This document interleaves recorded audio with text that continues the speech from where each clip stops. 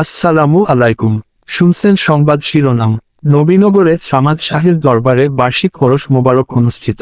এখন শুনবেন বিস্তারিত। ব্রাহ্মণবাড়িয়ার নবীনগরে হযরত খাজা গরিবের নেওয়াজ মঈনুদ্দিন হাসান চিশতির রহমতুল্লাহ আলাইহির স্মরণে 12তম বার্ষিক ওরস মোবারক অনুষ্ঠিত হয়েছে। নানা আয়োজনের মধ্য দিয়ে মঙ্গলবার উপজেলার জিনুদপুর ইউনিয়নের মেরকুটা পূর্বপাড়া আব্দুল সামাদ শাহের দরবার প্রাঙ্গণে এই ওরস মোবারক অনুষ্ঠিত হয়।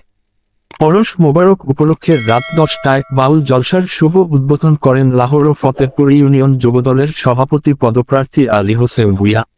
দুবাই প্রবাসী আব্দুল সালামের সভাপতিত্বে সাংবাদিক মোহাম্মদ কয়াস আহমেদ ব্যবসায়ীর সঞ্চালনায়। এই সময় প্রধান অতিথি ছিলেন নবীনগর উপজেলা বিএনপি যুগ্ম সাধারণ সম্পাদক বারিকালা গ্রামের কৃতি সন্তান আবুল কালাম আজাদ।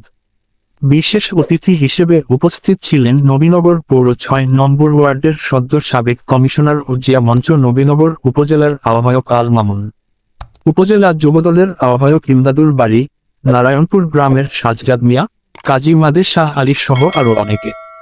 এছাড়াও স্থানীয় আরও বহু গণ্যমান্য ব্যক্তিবর্গ এর সময়ে উপস্থিত ছিলেন।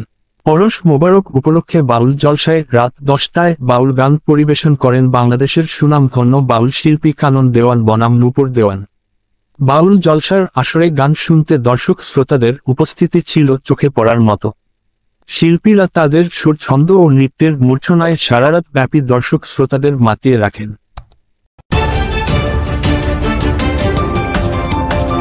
ব্রাহ্মণবাড়িয়া 24.news